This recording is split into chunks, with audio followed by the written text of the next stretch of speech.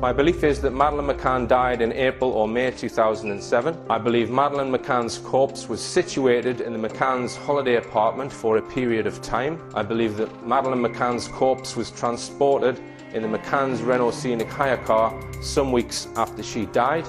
I believe there has been a high-level cover-up about what really happened. May 3rd, 2007, the date the world knows as the night Madeleine McCann disappeared from apartment 5A in Praia da Luz, Portugal. For nearly 2 decades, investigators, journalists, and the public have focused on the events of that evening, analyzing every detail of the timeline, every witness statement, every piece of evidence from that night. But what if the most critical event in this case didn't happen on May 3rd at all? What if everything we've been told about that night is based on a fundamental misunderstanding of when Madeleine McCann actually died? Private investigator Richard D. Hall has spent years conducting an independent analysis of the Madeleine McCann case, and his conclusions are nothing short of explosive. According to Hall's investigation, Madeleine McCann did not disappear on May 3rd, 2007. Instead, Hall's evidence suggests she may have died days earlier, on April 29th, and that the events of May 3rd were an elaborate staging designed to conceal what had really happened. If Hall is correct, it would mean the entire official investigation has been pursuing the wrong timeline, asking the wrong questions, and looking in the wrong direction for answers. Today we're going to examine Hall's theory, the evidence he presents, and whether this alternative timeline could finally explain the contradictions that have plagued this case for 18 years. Before we dive into this controversial investigation, make sure to hit that subscribe button and turn on notifications for True Crime Vault. We bring you the cases that challenge conventional narratives and demand deeper investigation. New content every week that goes beyond the headlines. If you think you know the Madeleine McCann case, this video might change everything. Hit that like button and drop your thoughts in the comments, because this theory is going to generate serious debate. Richard D. Hall is a private investigator and researcher based in the United Kingdom, who has dedicated extensive time and resources to examining high-profile cases that he believes contain unanswered questions or inconsistencies in official narratives. Hall's background includes technical analysis, video forensics, and investigative research. He has produced detailed documentary series examining various aspects of the Madeleine McCann case, approaching the investigation from angles that differ significantly from official inquiries. His work has been controversial, praised by some for raising legitimate questions while criticized by others for promoting theories without definitive proof. Hall's central thesis regarding Madeleine McCann rests on a detailed analysis of photographs, video footage, witness statements, and timeline inconsistencies from the days leading up to May 3rd, 2007. According to Hall's research, there are significant problems with the accepted narrative of events. Problems that become apparent when you examine the evidence carefully and chronologically. Hall argues that these problems can only be resolved by accepting that Madeleine died or disappeared several days before the night of May 3rd, and that what happened on May 3rd was a carefully orchestrated event designed to establish an alibi and create confusion about the actual timeline. The foundation of Hall's theory begins with photographic evidence from the McCann family vacation. The family arrived in Praia da Luz on April 28, 2007, checking into the Ocean Club Resort for a week-long holiday. According to the official timeline, the family spent several normal vacation days together before the night of May 3rd, when Madeleine disappeared. The family attended the resort's kids club with Madeleine each day. They were seen around the resort. Everything appeared normal. But Hall argues that a careful examination of photographs from this period reveals something deeply troubling. Hall has analyzed photographs that were released publicly showing the McCann family during their vacation. Some of these photographs were taken by the family themselves, while others were taken by other guests at the resort or by resort staff. Hall's analysis focuses on identifying when these photographs were actually taken, and whether Madeleine appears in photographs from the later days of the vacation. According to Hall's findings, verifiable photographs showing Madeleine alive and well essentially stop appearing after April 29th. Photographs that allegedly show the family together in the days after April 29th either don't clearly show Madeleine, show her from angles where her face isn't visible, or have characteristics that Hall argues indicate they were taken earlier and are being misdated. One of the key pieces of evidence Hall examines is a photograph that has become iconic in the case, an image of Madeleine sitting by the pool at the Ocean Club, wearing a sun hat and looking directly at the camera. This photograph was widely circulated and became one of the primary images used in missing person appeals. According to the official account, this photograph was taken on May 3, 2007, the day Madeleine disappeared, showing her alive and well just hours before she vanished. But Hall's analysis of this photograph raises questions about when it was actually taken. Hall examines various elements within the photograph, including the position of shadows, the weather conditions visible in the background, the clothing Madeleine is wearing, and the overall scene composition. He compares these elements to known weather data from Praia da Luz during the relevant period, to other photographs from the vacation, and to witness statements about what Madeleine was wearing on different days. Based on this analysis, Hall argues that the photograph could not have been taken on May 3rd as claimed, but was instead taken earlier in the vacation, possibly on April 29th or even April 28th. If this analysis is correct, it would mean there is no verified photographic evidence of Madeleine being alive on May 3rd. Hall extends this photographic analysis to other images from the vacation. He examines photographs allegedly showing the McCann family at various locations around Praia da Luz in the days before May 3rd. Hall looks for inconsistencies in dates assigned to photographs, searching for evidence that images are being presented out of chronological order or with incorrect dating. He analyzes the metadata of digital photographs where available, though he notes that metadata can be altered or may not be present in images that have been processed or shared multiple times. Hall's conclusion from this photographic analysis is that there is a suspicious absence of clear, verifiable images showing Madeleine alive after April 29th. The photographic evidence forms the first pillar of Hall's theory, but he supports this with additional analysis of what he calls the behavioral timeline. Hall has created detailed reconstructions of the McCann family's movements and activities during their vacation, drawing on witness statements, resort records, and other documentation. According to Hall's reconstruction, there are notable changes in the family's behavior and patterns starting on April 30th, the day after he believes Madeleine died. Hall notes that according to some witness accounts, the McCann family became less visible around the resort after April 29th. While they had been regularly seen at the pool, at meals, and around the grounds in the first days of their vacation, their presence became less consistent in the final days before May 3rd. Hall suggests this change in pattern could reflect the family's need to manage a situation where they no longer had all three children present, but needed to maintain the appearance that everything was normal. Hall also examines the family's interactions with other guests at the resort. He has interviewed or reviewed statements from people who were staying at the Ocean Club during the relevant period.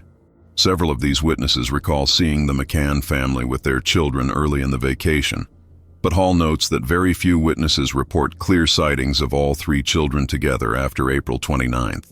This absence of witnesses who can definitively confirm seeing Madeleine in the later days of the vacation is significant in Hall's view, particularly given that the family was staying at a resort where people regularly interacted and observed each other. The next major component of Hall's theory involves witness statements from the Ocean Club Kids Club. The resort offered supervised activities for children of various ages, and according to the official timeline, Madeleine attended the Kids Club every day of the vacation, including the morning and afternoon of May 3rd. Staff members at the Kids Club were interviewed extensively after Madeleine's disappearance and provided statements about their interactions with her. But Hall argues that a careful reading of these statements reveals inconsistencies and contradictions that cast doubt on whether Madeleine actually attended the Kids Club in the final days of the vacation. Hall examines the sign-in sheets and attendance records from the Kids Club. These records supposedly show Madeleine being dropped off and picked up on various days, including May 3rd. However, Hall raises questions about the accuracy and reliability of these records. He notes that in some cases, the handwriting on sign-in sheets appears inconsistent.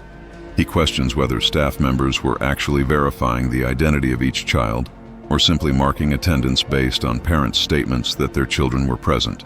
Hall suggests that in the busy environment of a resort kids club with dozens of children coming and going, it might be possible for a child's attendance to be recorded even if that child wasn't actually present, particularly if parents claimed to be dropping the child off but didn't actually bring them to the facility. Hall also analyzes statements from Kids Club staff about their specific memories of Madeleine on May 3rd. He notes that while some staff members provided general statements confirming Madeleine's attendance, Very few offered specific, detailed memories of interactions with her on that particular day. Hall argues this is significant because May 3rd would have been remarkable in hindsight, being the last day staff saw Madeleine before her disappearance. One might expect staff to have particularly clear memories of that final day, especially given the intensive questioning they underwent in the days and weeks following the disappearance. The relative lack of specific, detailed memories, Hall suggests, could indicate that Madeleine wasn't actually at the kids' club on May 3rd, and that staff are conflating memories from earlier days. Hall has identified one kids' club staff member whose statement he finds particularly revealing. This staff member, when asked about Madeleine's attendance on May 3rd, provided a description of activities and interactions, but later, under more detailed questioning, appeared uncertain about whether these memories were specifically from May 3rd or from an earlier day. Hall argues that this uncertainty is exactly what one would expect if Madeleine had attended the kids' club on some days during the vacation but not on May 3rd, and if staff were being encouraged to confirm her attendance on that day, despite not having clear memories distinguishing May 3rd from other days. Hall extends his analysis to examine the statements given by the group of friends who were on vacation with the McCann family. This group, consisting of 7 adults and 8 children total, has been referred to as the Tapas 7 because of their pattern of dining together at the resort's tapas restaurant each evening. According to the official timeline, this group dined together on the evening of May 3rd, while their children slept in various nearby apartments, and members of the group conducted regular checks on the sleeping children throughout the evening. Hall has conducted detailed analysis of the statements given by each member of this group regarding the events of May 3rd. He has created timeline charts showing what each person claims to have done at various times throughout the evening, who they saw, what they observed, and when various events occurred. Hall argues that when you map out these statements carefully, contradictions and impossibilities emerge. Different people give different accounts of the same events. Timings don't align properly. People claim to have seen things that would not have been visible from their stated positions. Hall suggests that these contradictions are evidence that the statements were fabricated or heavily coordinated, and that the coordination was imperfect, leading to the inconsistencies. He argues that if people were genuinely recounting independent memories of a real evening, their statements would align more naturally, despite minor discrepancies in timing or details. Instead, Hall contends, the pattern of contradictions suggests people working to support a planned narrative but making mistakes in the details. One specific element Hall examines is the checking routine itself. According to the official account, parents in the group would leave the restaurant at intervals to walk to their respective apartments and check on their sleeping children. The frequency of these checks and the routes taken have been described in various witness statements. Hall has physically walked the routes in Praia da Luz, timing how long it takes to go from the restaurant to apartment 5A and back. He has examined sight lines to determine what could actually be seen from various positions. Based on this analysis, Hall argues that some of the claimed checks could not have occurred as described. For example, one member of the group claimed to have left the restaurant, walked to their apartment, checked their children, then walked to the McCann apartment and observed it was quiet, then returned to the restaurant, all within a time frame that Hall's reconstruction suggests was physically insufficient for all these activities. Hall proposes that these impossible timings indicate the checking routine was not genuine, or at least that some of the claimed checks never actually occurred. Another element of Hall's theory involves analysis of the timeline on the evening of May 3rd itself. The official account states that Kate and Jerry McCann put their 3 children to bed around 7:30 p.m., then left for dinner at the tapas restaurant at approximately 8:30 p.m. The parents and their friends conducted regular checks on their sleeping children throughout the evening. At 10 p.m., Kate McCann discovered Madeleine missing. This timeline has been examined exhaustively by investigators, and various witnesses have provided statements about what they observed during this period. Hall's analysis of this timeline focuses on inconsistencies in witness statements and on elements of the checking routine that he argues don't make logical sense. For example, Hall examines the statement from Matthew Oldfield, one of the friends in the group, who checked on the McCann children around 9:30 p.m. Oldfield stated that he listened at the door of apartment 5A but did not enter the children's bedroom and did not actually see any of the 3 children. Hall argues that this failure to physically verify the children's presence is suspicious, particularly given that the group had established a pattern of regular checks specifically to ensure the children's safety. Hall raises the question of why, if the checking routine was genuinely about ensuring the children were safe and well, would someone simply listen at a door rather than looking into the room? He suggests that Oldfield's behavior is consistent with someone who already knew that Madeleine was not in the apartment and who was participating in establishing a false timeline rather than genuinely checking on children. Hall acknowledges this is speculative but argues it's a reasonable interpretation of behavior that otherwise seems illogical. Hall also examines the famous sighting by Jane Tanner, another member of the vacation group. Tanner reported seeing a man carrying a child near apartment 5A at approximately 9:15 p.m., around the time Adrien McCann was conducting his check of the apartment. This sighting became a crucial piece of evidence suggesting an abduction had occurred. Extensive investigative resources were devoted to identifying this man and determining whether he was involved in Madeleine's disappearance. But Hall questions whether this sighting was genuine or whether it was a deliberately false report designed to support the abduction narrative. Hall notes several elements of Tanner's account that he finds problematic. First, the timing of when Tanner came forward with this information. She did not immediately report seeing a man with a child on the night of May 3rd.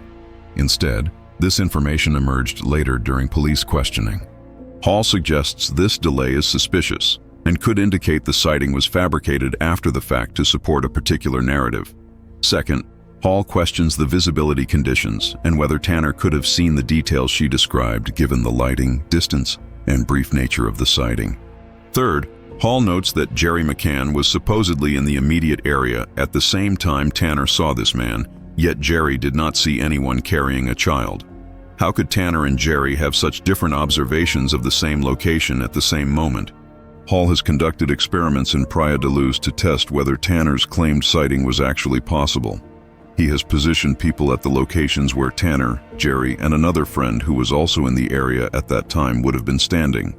He has attempted to determine whether someone in Tanner's position could have seen what she described while people in the other positions saw nothing unusual. Hall's conclusion is that the sighting as described is highly questionable, and that the more likely explanation is that it was invented. Hall's theory proposes that the sighting was fabricated, possibly with Tanner's cooperation, or possibly without her fully understanding the significance of what she was being asked to report. He suggests the entire checking routine on the evening of May 3rd was not genuine, but was instead a performance designed to establish that Madeleine was in the apartment at the start of the evening and had disappeared by 10 p.m., thereby creating a narrow window during which an abduction could have occurred, and focusing investigative attention on that specific time frame rather than on earlier days. But if Madeleine didn't disappear on May 3rd, what does Hall believe actually happened? According to Hall's theory, Madeleine died or disappeared on April 29th, 4 days before the night the world believes she vanished. Hall suggests the death was likely accidental, possibly the result of a fall, an accident in the apartment, or a reaction to medication. He proposes that when this death occurred, the parents faced a terrible decision. They could report the death immediately, which would result in intensive investigation of the circumstances, potential charges of negligence for leaving children unsupervised, possible loss of custody of their other children, and the destruction of their professional reputations and careers. Or, Hall theorizes, they could conceal the death and create an alternative narrative that would shield them from these consequences. Hall suggests they chose the latter option, and that the days between April 29th and May 3rd were spent preparing this alternative narrative. During this time, Hall believes, Madeleine's body was hidden, possibly removed from the apartment and concealed in a location where it would not be immediately found. The parents continued to maintain the appearance that all 3 children were present and well, carefully managing situations to ensure Madeleine was not clearly seen or that her absence was not noticed. Hall's reconstruction of events during this period is necessarily speculative, as he acknowledges. Without direct evidence or witnesses to what occurred in the privacy of apartment 5A on April 29th, he cannot definitively prove what happened.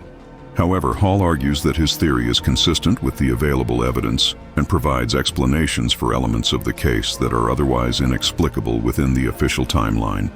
According to Hall's theory, on the evening of April 29th, something happened to Madeleine while she was in the care of her parents. Whether this was a fall, a medication error, or some other accident, the result was that Madeleine died or was fatally injured. The parents, returning to check on the children or discovering the situation shortly after it occurred, were faced with a crisis. Hall suggests that in the immediate aftermath, they may have attempted to seek medical help or to revive Madeleine, but realized quickly that it was too late. At this point, Hall theorizes, the parents made the fateful decision to conceal what had happened rather than reporting it to authorities. This decision would have been driven by multiple factors. First, the fear of criminal prosecution for negligence. Second, the fear of losing custody of their surviving children. Third, the certainty that their medical careers would be destroyed if it became known that their child had died due to their negligence or error. Fourth, the social stigma and judgment they would face. These combined pressures, Hall suggests, led them to choose a path of concealment. Over the following hours and days, according to Hall's theory, the parents worked to create conditions that would allow them to later claim an abduction had occurred. They kept Madeleine's body concealed, possibly wrapped and hidden within the apartment initially. They continued taking the twins to the kids' club and maintaining normal appearances around the resort, but they were careful to manage situations involving Madeleine.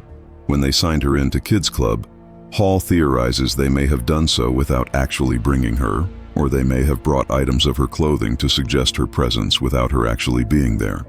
Hall suggests the parents also began preparing the narrative they would eventually present. They discussed with their friends what would be said about the checking routine on the night they planned to report the disappearance. They decided on the date they would use, ultimately selecting May 3rd as the night that would become the official date of disappearance. Hall theorizes that May 3rd was chosen because it was late enough in the vacation that they had time to prepare, but not so late that it would be difficult to explain why they hadn't reported concerns earlier. On the evening of May 3rd, according to Hall's theory, the staged discovery occurred. The group dined at the tapas restaurant as they had on previous evenings, but this night was different. The checking routine was performed with the specific purpose of establishing a timeline. At 10 p.m., Kate McCann raised the alarm, claiming to have just discovered Madeleine missing.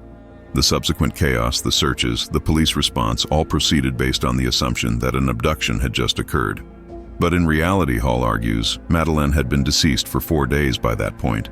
Hall's theory explains certain elements of the case that have puzzled investigators. For example, the cadaver dog alerts that occurred in apartment 5A months after the disappearance. British cadaver dogs brought to Portugal reportedly alerted behind the sofa in the living room and in the master bedroom. These alerts suggested that a deceased body had been present in the apartment at some point. The official investigation struggled to explain these alerts within the timeline of May 3rd. If Madeleine was taken by an abductor on the evening of May 3rd, why would cadaver scent be present in the apartment? But if Madeleine died in the apartment on April 29th and her body remained there for a period before being moved, the cadaver dog alerts make perfect sense. The dogs alerted behind the sofa, which Hall suggests could have been where the body was initially hidden in the immediate aftermath of the death on April 29th.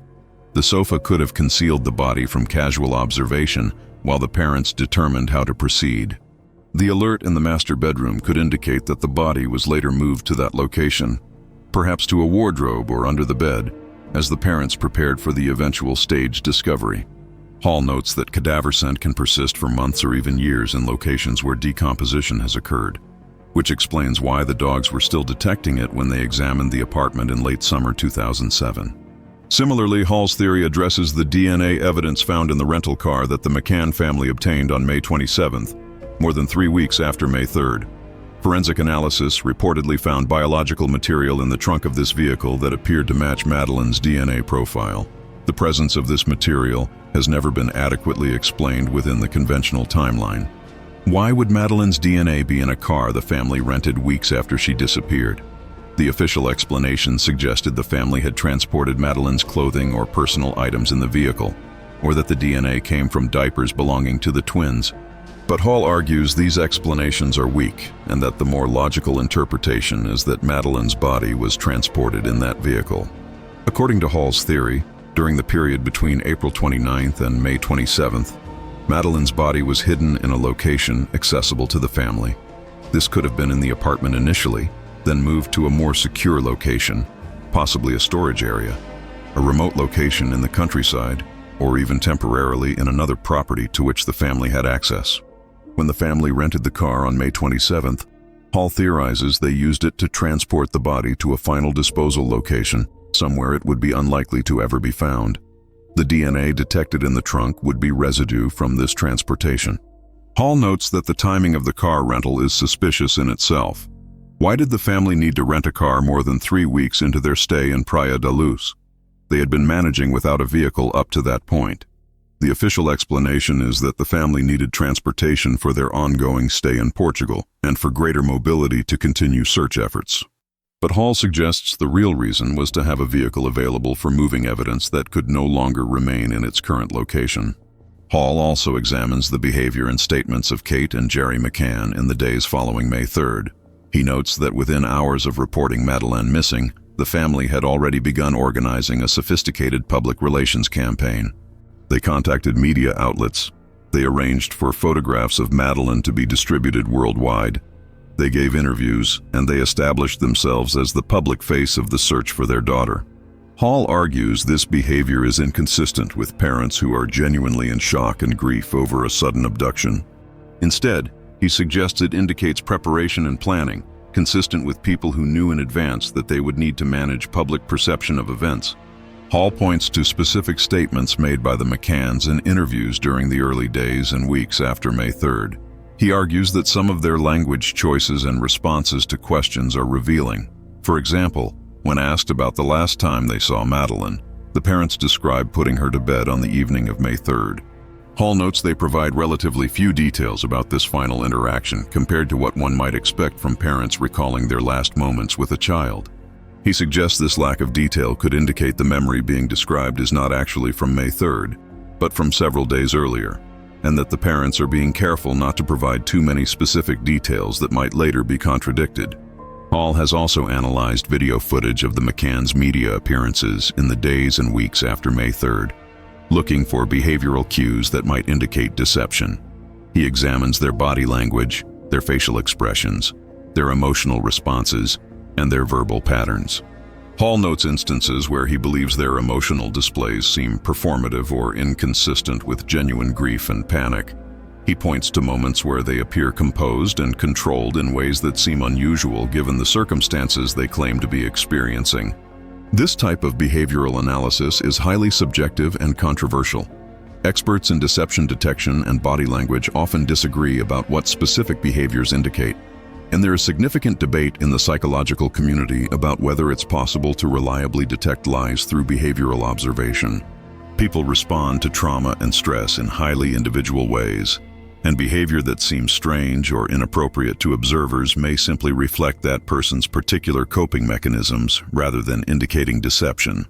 Nevertheless, Hall argues that when the behavioral evidence is considered alongside the other elements of his theory, it forms part of a consistent picture suggesting the McCanns were not genuinely experiencing a sudden, unexpected tragedy, but were instead managing a crisis they had been dealing with for days and for which they had prepared. Hall's investigation also examines the decision by the McCann family to remain in Portugal for several months after Madeleine's disappearance, rather than returning to the United Kingdom. The family stayed at the Ocean Club Resort initially and later rented a villa in Praia da Luz, remaining in Portugal until September 2007 when they finally returned home. Hall questions why parents who genuinely believed their daughter had been abducted would remain in the location where the abduction occurred rather than returning home. The official explanation for the family's decision to stay was that they wanted to be close to the investigation, to be available to Portuguese police, and to continue search efforts in the local area. They expressed hope that Madeleine was still nearby and might be found if they maintained a presence in Praia da Luz. But Hall argues this explanation doesn't make logical sense. If Madeleine had truly been abducted, there would be no reason to believe she remained in Praia da Luz. An abductor would have left the area as quickly as possible to avoid detection. The likelihood of finding Madeleine in or near Praia da Luz diminished dramatically with each passing day and week. Hall suggests the real reason the family remained in Portugal was to maintain control over the narrative and to monitor the investigation closely. By staying in Praia da Luz, they could observe what investigative avenues police were pursuing, could respond quickly to any developments, could maintain relationships with local media, and could continue to present themselves as actively involved in the search. Hall theorizes that leaving Portugal and returning to the United Kingdom would have created distance from the investigation and made it harder for them to influence how the case was being handled. Another component of Hall's theory involves the investigation conducted by the Portuguese Polícia Judiciária, and specifically the work of Detective Gonçalo Amaral, who led the initial investigation before being removed from the case in October 2007. Amaral later wrote a book titled The Truth of the Lie, in which he expressed his belief that Madeleine had died in apartment 5A and that her parents were involved in concealing this death. The book was highly controversial and led to legal action by the McCann family, who sued Amaral for libel. The legal proceedings continued for years with varying outcomes. Hall argues that Amaral's conclusions were fundamentally correct, but that his timeline was wrong. Amaral believed the death occurred on the night of May 3rd, with the discovery of Madeleine missing being genuine, but the parents quickly realizing she had died accidentally and deciding to conceal this rather than reporting it. Hall contends that the death actually occurred on April 29th, and that May 3rd was entirely staged, but that Amaral was correct in identifying that Madeleine had died in the apartment and that the parents were involved. Hall suggests that if Portuguese investigators had pursued the April 29th timeline rather than focusing exclusively on May 3rd, they might have found evidence that was still recoverable in the immediate days after the disappearance, but which was lost or destroyed as time passed. For example, if investigators had examined the apartment on May 4th with the understanding that a death might have occurred on April 29th, they would have been looking for evidence that was 4 days old rather than hours old. They might have conducted different types of forensic testing, looked in different locations, and asked different questions of witnesses. Hall examines why the Portuguese investigation ultimately failed to prove its theory about the McCann's involvement. He notes that Portuguese authorities focused their forensic efforts on what happened on May 3rd and in the immediate days following. They examined the apartment as it existed on May 3rd and afterward. They looked for evidence of events on that specific night. But if the critical events actually occurred on April 29th, then by the time Portuguese forensics teams were examining the apartment in detail, several days had passed during which evidence could have been cleaned, removed, or contaminated. Hall points out that apartment 5A was not immediately sealed as a crime scene on the night of May 3rd. In the initial hours after Madeleine was reported missing, the apartment was treated as the starting point of an abduction rather than as a potential crime scene where death might have occurred. Multiple people entered and exited the apartment during the search efforts. The crime scene was not professionally secured until several hours after the initial report. If Madeleine had actually died in the apartment 4 days earlier, any evidence from that event would have been significantly degraded or contaminated by the time forensic examination occurred. Hall also notes that the Portuguese investigation was hampered by diplomatic and media pressure. The case had become an international sensation within hours, and there was enormous pressure on Portuguese authorities to find Madeleine quickly. British government officials and media were involved from the very beginning. In this environment, Hall suggests, Portuguese investigators may have felt constrained in how aggressively they could pursue theories that implicated the British family, particularly in the absence of definitive physical evidence. Hall's theory also addresses the involvement of the British government in the case. The level of official British government engagement with the McCann case was unprecedented for a missing child case. Prime Minister Tony Blair personally spoke with the McCanns within days of Madeleine's disappearance and pledged government support. British diplomatic and intelligence resources were made available to assist the family. British police officers were sent to Portugal to liaise with the investigation. Years later, the British government funded Operation Grange, a multi-million-euro investigation conducted by London Metropolitan Police that has cost taxpayers over 14 million euros and has continued for more than a decade. Hall questions why this particular case received such extraordinary official attention when hundreds of other British children go missing each year without generating similar government involvement. He notes that the McCanns, while professional and middle class, were not politically connected or prominent before Madeleine's disappearance. They were not celebrities. They had no obvious reason to command such high-level government attention. Yet within days of May 3rd, they had direct access to the Prime Minister and were receiving support from British diplomatic and intelligence services. Hall suggests several possible explanations for this unusual level of government involvement. One possibility is that British officials suspected early on that the case was not a straightforward abduction and that there were aspects of the situation that required careful management. If British intelligence or diplomatic staff had information suggesting problems with the McCann's account, they may have felt it necessary to be closely involved to manage the diplomatic implications with Portugal and to control how information was released to the public. Another possibility Hall raises is that the British government was responding to the unprecedented media coverage and public interest in the case, and that officials felt compelled to be seen as doing everything possible to help regardless of their private suspicions about what had actually happened. The case had touched something in the British public consciousness, generating enormous sympathy for the family and public demand that everything be done to find Madeleine. In this environment, government officials may have felt they had no choice but to provide visible, high-level support. A third possibility, which Hall acknowledges is more speculative, is that there were other factors at play that are not publicly known. He raises questions about whether there might have been connections between the McCanns or their associates and individuals in government or intelligence services, connections that might explain the unusually rapid and extensive official response. Hall is careful to note that he has no evidence of such connections, but he argues that the pattern of government behavior is unusual enough to warrant questions.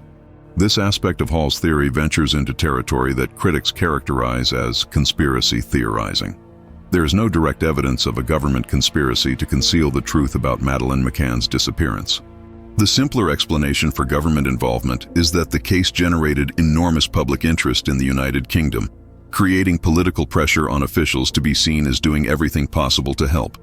Media coverage was relentless, and any suggestion that the government was not fully supporting British citizens in distress abroad would have been politically damaging. Nevertheless, Hall maintains that the pattern of government behavior deserves scrutiny, and that questions about why this case received such exceptional treatment are legitimate. He argues that understanding the government's role is important to understanding the full picture of how the case has been investigated and how information about it has been managed over the years. Hall has also conducted technical analysis of statements given by the McCanns and their friends during police interviews. He has examined these statements for consistency, for patterns that might indicate coordination, and for linguistic markers that researchers have identified as potentially associated with deception. Hall notes that the group who were on vacation together, the Tapas 7, provided statements about the events of May 3rd that are, in his view, suspiciously consistent in some respects, while contradictory in others. Hall argues that the level of consistency in certain aspects of their accounts indicates coordination and rehearsal rather than independent recollection of events. When people are recounting genuine memories of events, their accounts typically align on major points but differ in minor details. In the sequence they remember things, and in what aspects they found most notable or memorable. But Hall contends that the Tapas 7 statements show a pattern of agreement that seems coached, with multiple people using similar language to describe events and agreeing on details in ways that seem unlikely to occur naturally. At the same time, Hall notes that there are significant contradictions in the statements regarding timing, regarding who was where at various points in the evening, and regarding what various people observed. He argues that these contradictions are evidence of imperfect coordination, of people trying to support a planned narrative, but making mistakes in the details that expose the fact that they are not actually recounting genuine memories. Hall has created detailed charts mapping the movements and observations claimed by each member of the Tapas 7 throughout the evening of May 3rd. These charts show who claims to have left the restaurant at what times, where they went, how long they were gone, and what they saw or did. Hall has identified multiple instances where the timings claimed by different people don't align, where two people claim to have been in the same place at the same time but report different observations, or where the sequence of events as described by one person contradicts the sequence described by another. For example, Hall examines the checking timeline and notes that according to the various statements, there were points in the evening when multiple people should have been away from the restaurant table simultaneously, yet others at the table don't recall noticing the absence of several people at once. He identifies periods where the claimed checks would have overlapped in ways that should have resulted in people encountering each other on the paths between the restaurant and apartments. Yet no such encounters are mentioned in statements. He notes instances where someone claims to have observed something about the McCann apartment from a location where, according to Hall's own investigation of sightlines, that observation would not actually have been possible. These inconsistencies and impossibilities, Hall argues, are evidence that the checking routine was not genuine and that the statements supporting it were fabricated or heavily coordinated.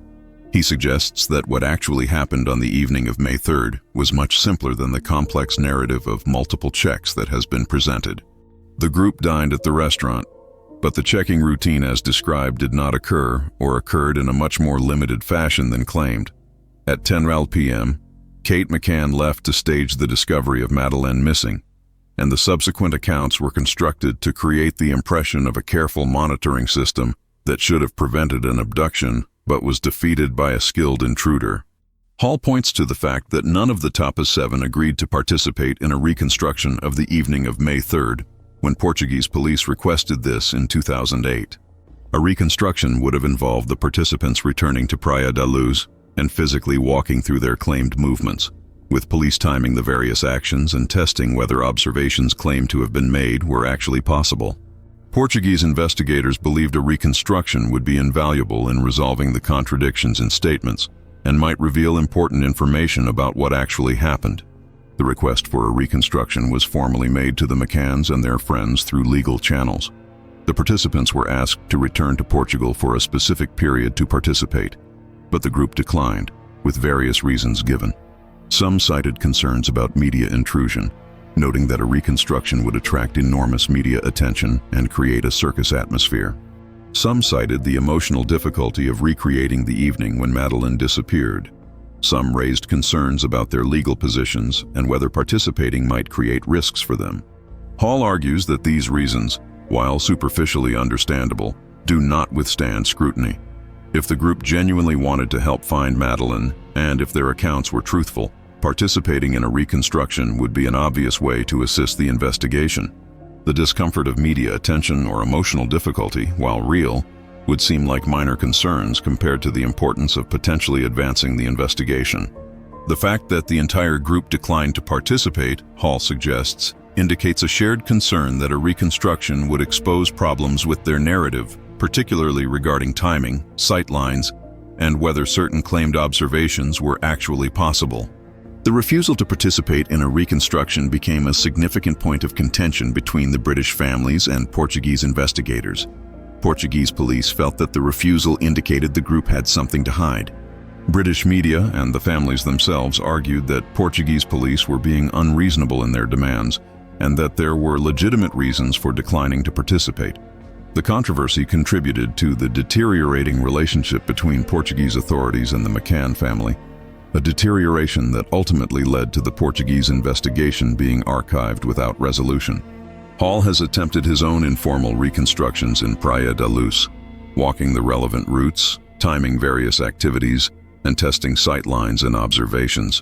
Based on these reconstructions, Hall has concluded that several of the key claims made by the Tapas 7 are either impossible or highly implausible. He has documented his findings with video and photographic evidence, showing what can and cannot be seen from various positions, how long it actually takes to walk certain routes, and whether the timeline of checks as claimed could have physically occurred within the timeframes stated. The question of motive is central to evaluating Hall's theory. If Madeleine died accidentally on April 29th, why would parents choose to conceal this rather than reporting it? Hall argues the answer lies in the potential consequences they faced. As medical doctors, both Kate and Jerry McCann had professional reputations and careers that represented years of education and training. These careers provided their families' income, their social status, and their identities. If it emerged that their daughter had died while they were not properly supervising their children, they could face criminal charges, professional sanctions, including loss of their medical licenses, and the end of their careers. Hall notes that under both Portuguese and British law, leaving young children unsupervised can constitute child neglect, a criminal offense. If such neglect directly led to a child's death, the charges could escalate to negligent homicide or manslaughter. Even if criminal charges were not ultimately filed, the medical regulatory boards in the United Kingdom have the authority to revoke or suspend medical licenses for conduct deemed unprofessional or indicative of character unfitness. A finding that a doctor had been negligent in the care of their own child, leading to that child's death, would almost certainly result in professional sanctions. Beyond the legal and professional consequences, Hall argues, the McCanns also had two other children to consider. Sean and Amelie were just 2 years old at the time. If their parents were found to have been criminally negligent in circumstances leading to Madeleine's death, social services could potentially intervene to protect the twins.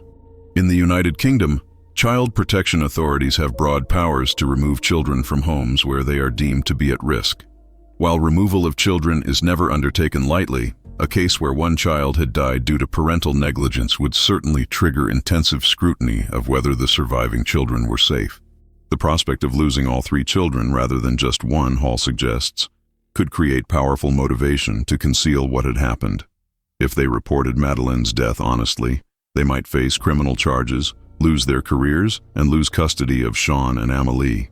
But if they could successfully conceal the circumstances of Madeleine's death and create an alternative narrative of abduction, they could avoid all these consequences while still appearing as victims deserving of sympathy, rather than negligent parents deserving of condemnation.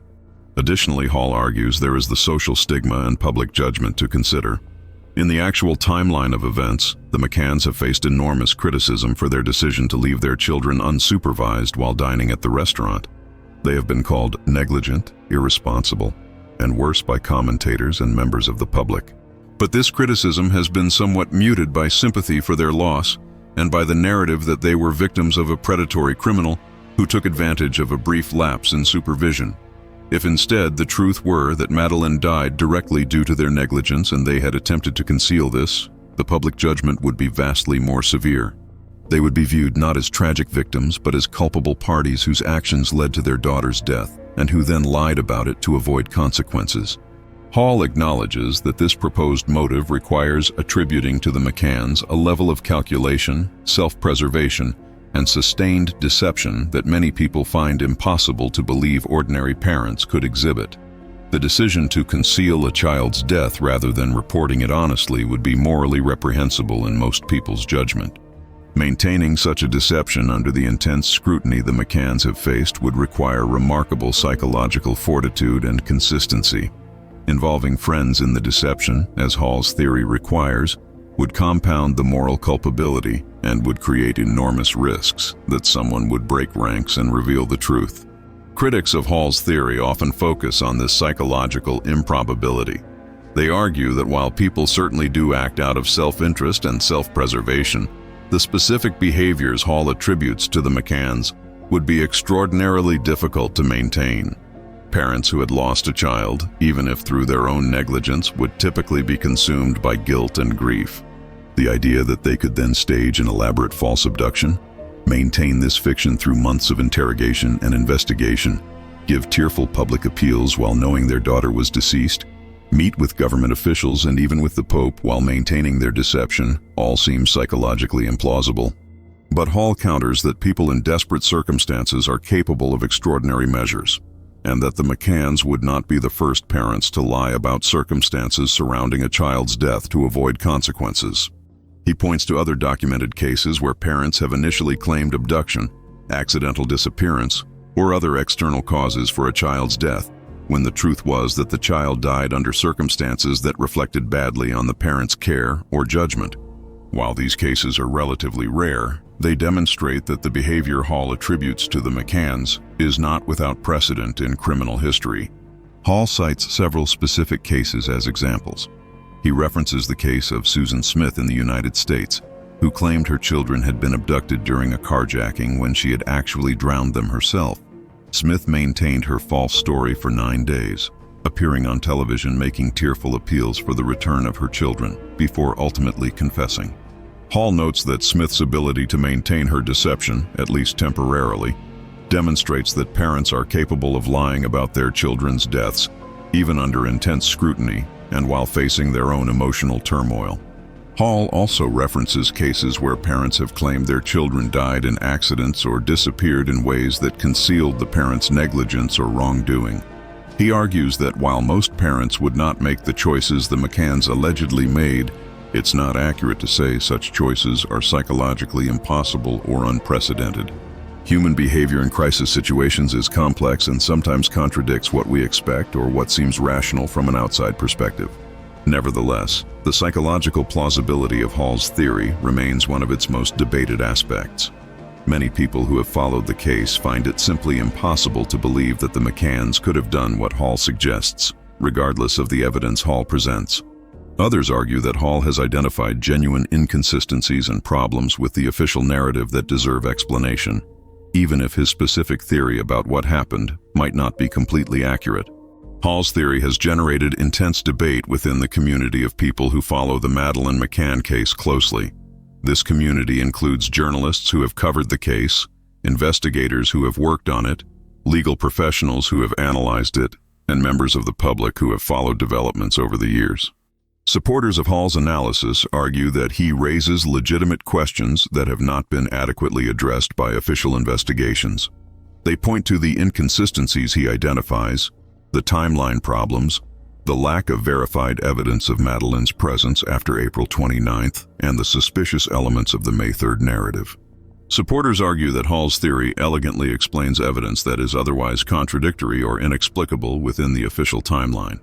The cadaver dog alerts make perfect sense if Madeleine died on April 29th and her body remained in the apartment for days. The DNA in the rental car makes sense if that vehicle was used to move her body weeks later. The lack of clear photographs or witnesses confirming Madeleine's presence in the final days of the vacation makes sense if she wasn't actually there. The inconsistencies in the Tapas 7 statements make sense if those statements were fabricated rather than genuine recollections. Hall's supporters also argue that his theory explains why the case has never been solved despite enormous investigative resources.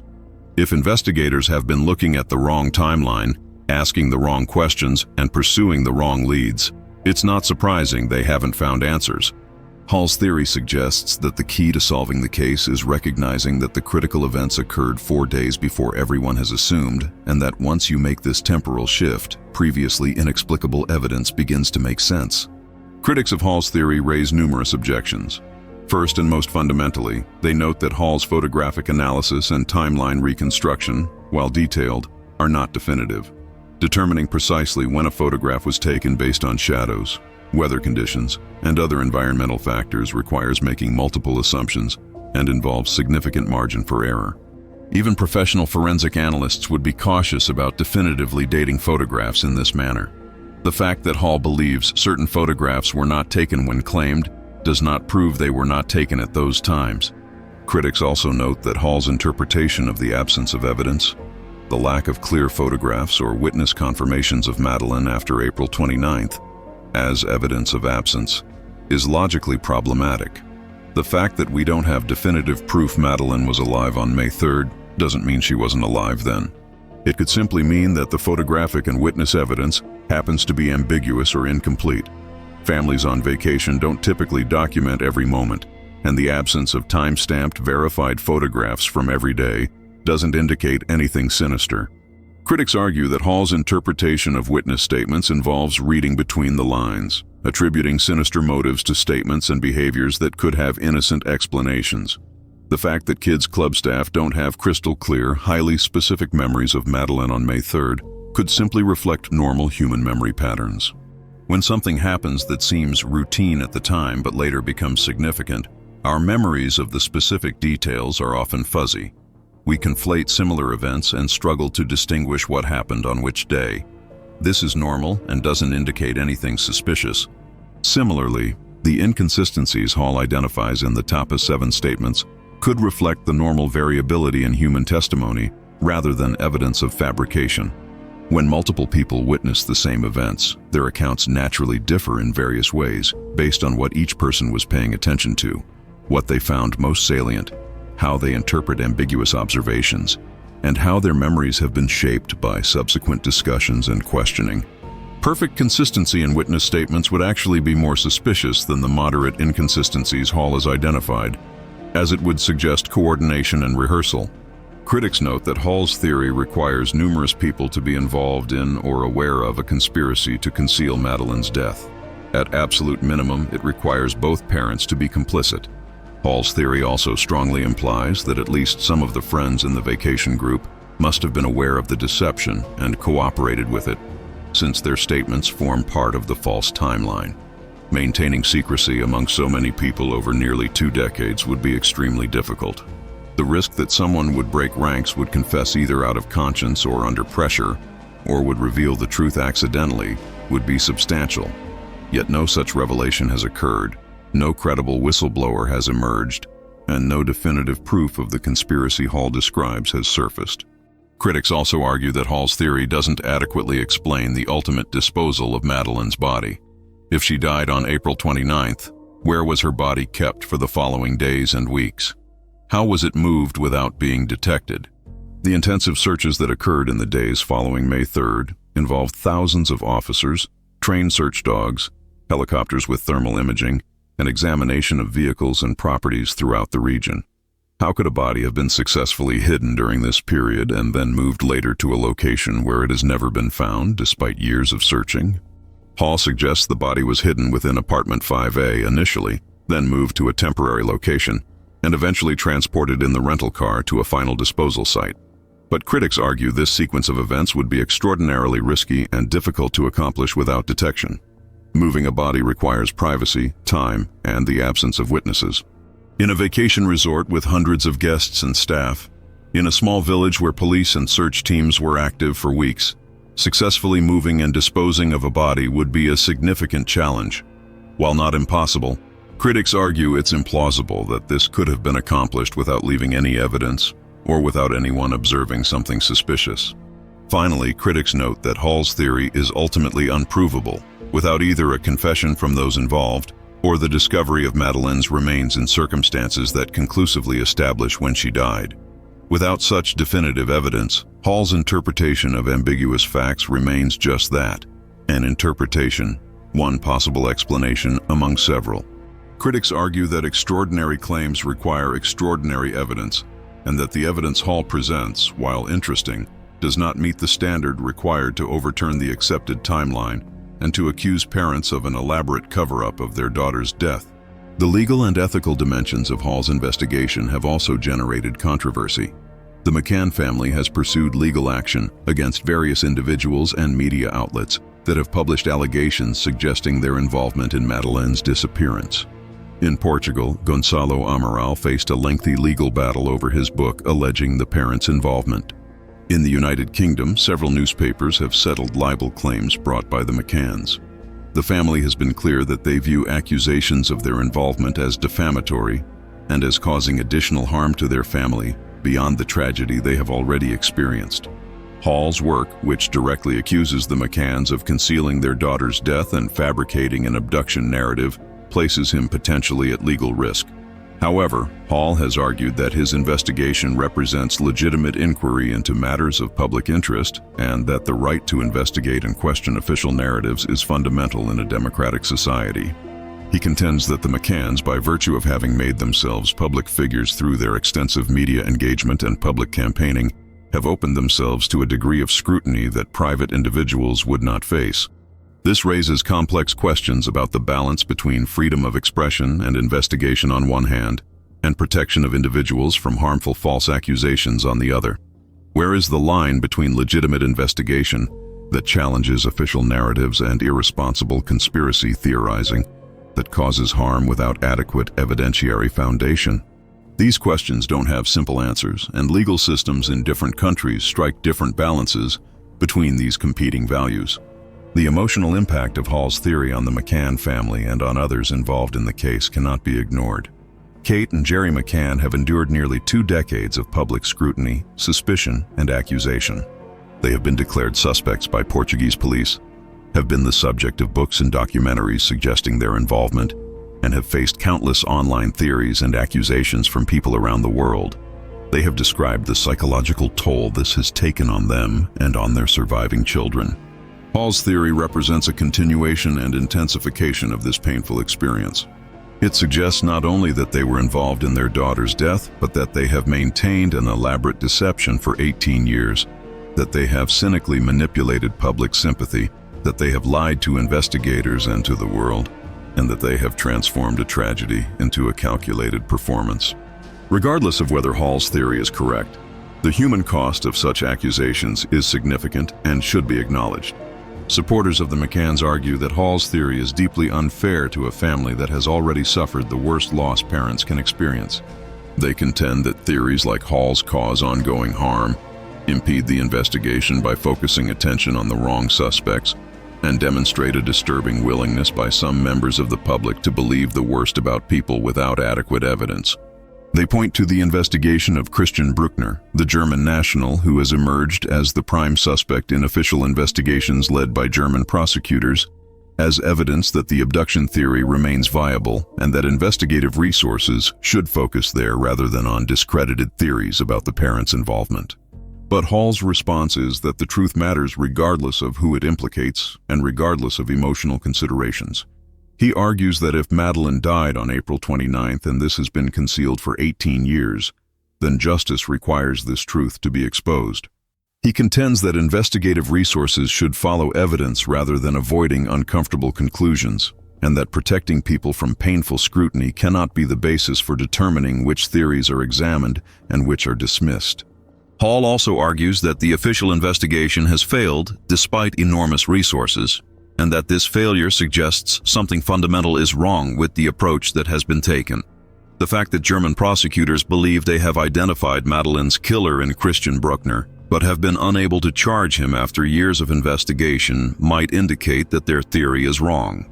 Hall suggests his alternative timeline deserves serious consideration as an explanation for why conventional investigative approaches have not solved this case.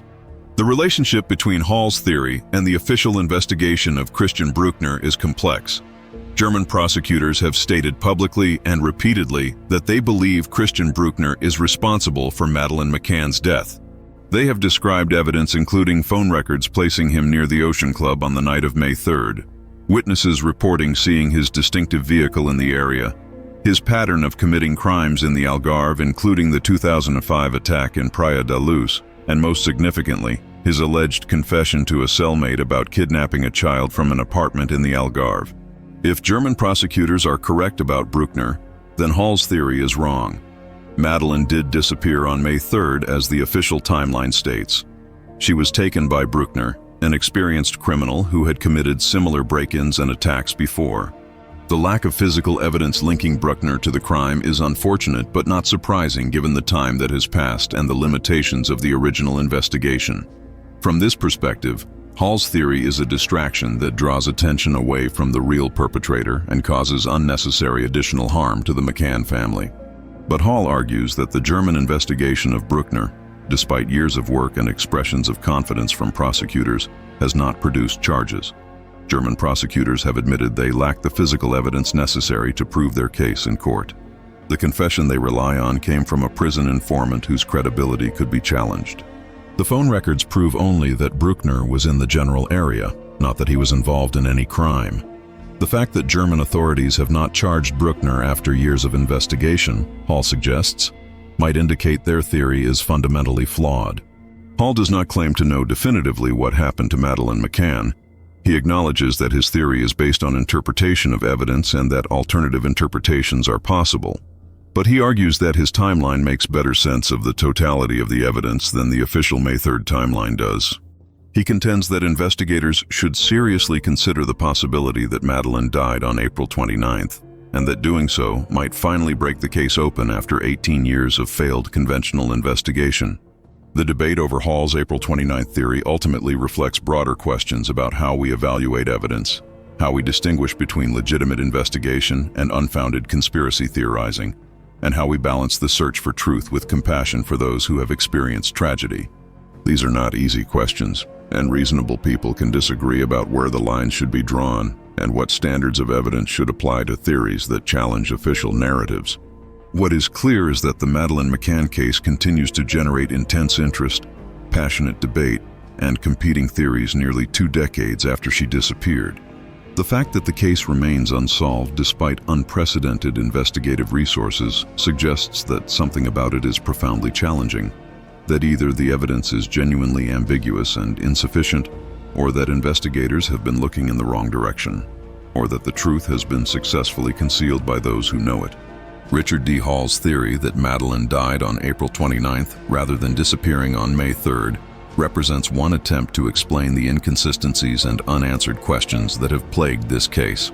Whether Hall is a dedicated investigator who has uncovered an uncomfortable truth, or whether he is a conspiracy theorist reading patterns into ambiguous evidence, is a question each person must answer for themselves based on the evidence and their own judgment about what is plausible, what is probable, and what is proven. Hall continues his independent investigation, producing documentaries, analyzing evidence, and presenting his findings to anyone willing to engage with them. Official investigations continue as well, with German prosecutors still asserting their case against Christian Bruckner and still working to develop evidence that might allow them to bring charges. The McCann family continues to maintain that their daughter was abducted on the night of May 3, 2007, and continues to hope for answers about what happened to her. In a case that has been defined from the beginning by unanswered questions, contradictory evidence, and competing narratives, Richard D. Hall's April 29th theory adds another layer of controversy and complexity.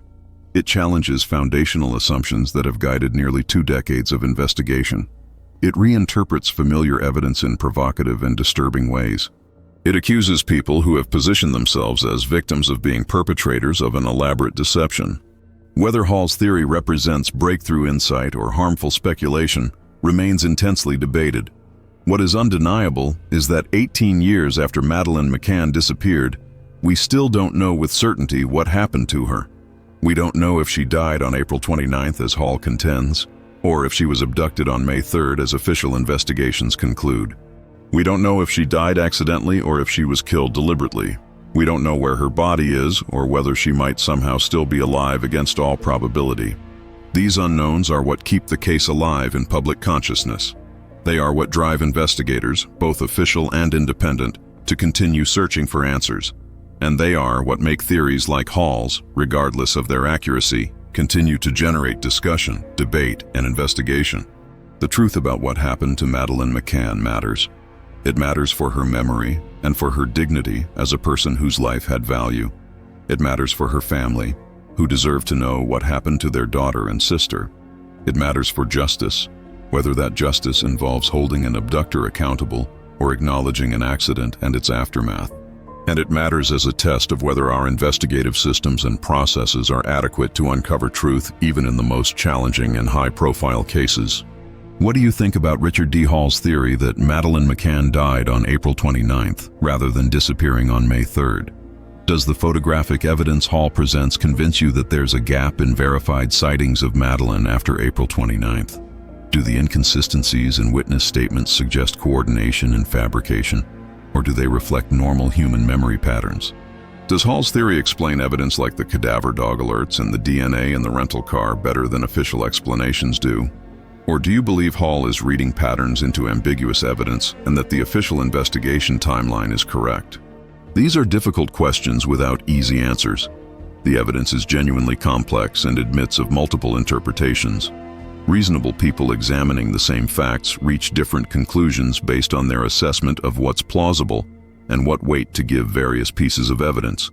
This is exactly the kind of case that demands serious discussion, debate, and continued investigation from multiple perspectives. If this video has challenged what you thought you knew about the Madeleine McCann case, if it's made you reconsider assumptions about the timeline or the evidence, hit that like button and share it with others who follow this investigation. Subscribe to True Crime Vault for more in-depth analysis that goes beyond mainstream narratives and asks difficult questions about high-profile cases. We bring you investigations that challenge conventional wisdom and demand that we look at evidence from multiple angles. Turn on notifications so you don't miss our next video, because we'll continue to follow developments in the Madeleine McCann case and in other investigations that refuse to be solved. Drop your thoughts in the comments below. Tell us whether you find Hall's theory convincing or whether you think it's based on misinterpretation of evidence. This is exactly the kind of case where public engagement and debate matters, where questioning official narratives is important, and where the search for truth continues regardless of how much time has passed. Thank you for watching this in-depth examination of Richard D. Hall's April 29th theory. Thank you for engaging with difficult questions and for being willing to consider alternative perspectives on a case that has confounded investigators for 18 years. The search for truth about what happened to Madeleine McCann continues, and videos like this that examine evidence carefully and challenge assumptions are part of that search. Whether Hall is right or wrong, the questions he raises deserve serious consideration, And the investigation, both official and independent, must continue until we finally know what happened on that vacation in Portugal in the spring of 2007.